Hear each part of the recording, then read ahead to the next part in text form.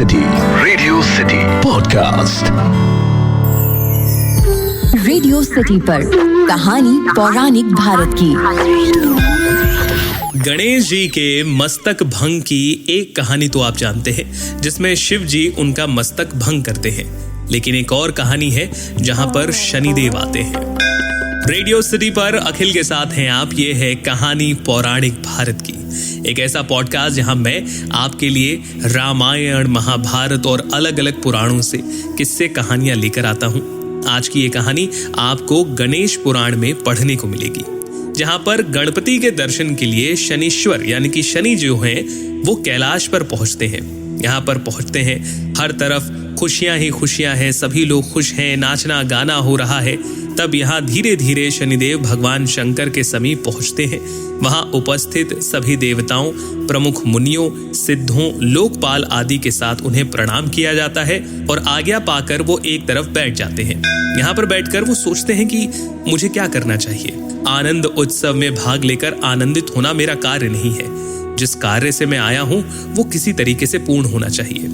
शनिदेव ने उठकर भगवान आशुतोष का स्तवन किया और बोले, प्रभु मैं गणेश्वर के दर्शन करना चाहता हूं, मुझे आज्ञा दे दीजिए। पार्वतीनाथ मुस्कुराए, बोले, गणेश्वर के दर्शन करने हैं तो गिरजानंदिनी के पास जाओ, वो वही हैं, उन्हीं के पास खेल रहे हैं। इसके बाद शिवजी ने शनिदेव को पार्वती माता के पास भेजने की व्यवस्था की। पार्वती माता के पास पहुंचकर शनिदेव ने देखा कि उनकी गोद में एक अद्वितीय शिशु विद्यमान है। उनके समक्ष अप्सराएं और देवांगनाएं नृत्य कर रही हैं, गंधर्व गायन और वादन कर रहे हैं। लेकिन सूर्यपुत्र शनिदेव उन्होंने अपना सर नीचा किया और कुछ भी ना देख सके। इस तरीके से माता प्रसन्न हुई। माता ने शनिदेव से कहा, वत्स मैं तुमसे अत्यंत प्रसन्न हूं, तुम निरंतर लोक कल्याण के लिए गतिशील रहते हो, बोलो क्या चाहते हो। शनिदेव कहते हैं, मैं आपके शिशु के दर्शन की कामना में उपस्थित हुआ हूं। तो माता कहती हैं, शिशु तो मेरी गोद में है, मेरे दर्शन के साथ उसके दर्शन भी सहज रूप से हो रहे हैं। अब और जो कुछ चाहते हो वो कहो।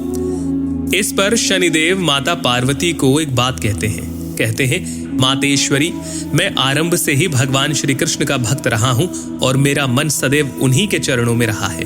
एक समय मैं विषयों से विरक्त रहता हुआ पूर्ण रूप से तपस्वी बन गया था, किंतु उस समय वो तपस्या समाप्त हो गई जब मेरा विवाह हुआ। मेरा विवाह चित्ररथ की अत्यंत सुंदरी तेजस्वी कन्या के साथ हुआ। वो सती भी निरंतर तपस्या में लगी रहती।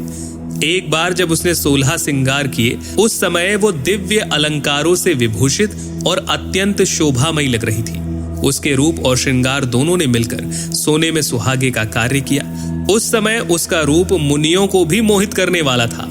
रात्रि होने पर वो मेरे पास आई, लेकिन मैं भगवान श्री कृष्ण के ध्यान में था।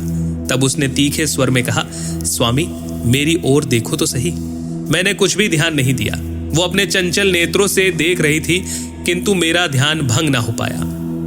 जब वो मेरा ध्यान भंग करने में सफल ना हो पाई तो उसने मुझे श्राप दिया और कहा, अरे ओ मूढ़, तूने मेरी ओर देखा तक नहीं। इस कारण अब तू जिसको भी देखेगा वो अवश्य ही नष्ट हो जाएगा।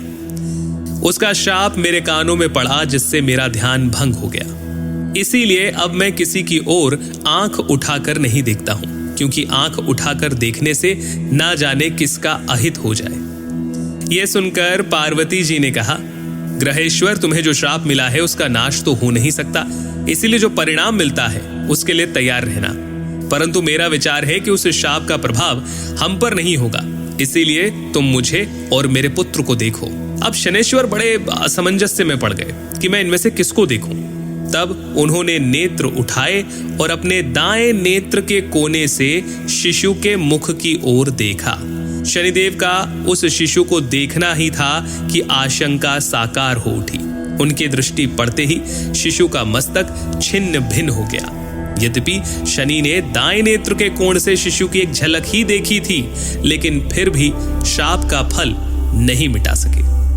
तो एक और कहानी आती है गणेश जी के मस्तक भंग होने की, जो ये कहानी है, और इसे आप पढ़ पाएंगे गणेश पुराण में। फिलहाल के लिए इतना ही। सुनते रहिए रेडियो सिटी।